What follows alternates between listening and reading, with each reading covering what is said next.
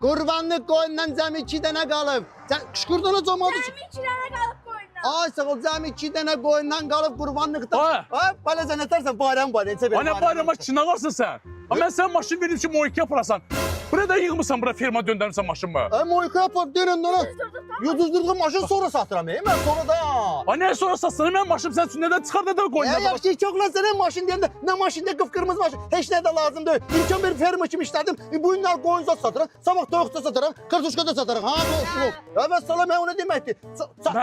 Kəsibin, qabağını kəsməyək, başa düşsən. Satıram, alırsan al, almırsan, xoş getdin, bayram var. Tamam, oldu. Satırsan mənə. Hə, satıram. Mən bu 3 dənə qoyun üçün də alıram. 3 dənə deyil, 2 dənə deyil. Yaxşı mən. Luğma mən deyil. Get dənə qış gətirə, tez elə.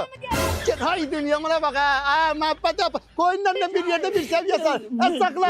Əsaqla, ya alırsan. Ay dünya, ay dünya.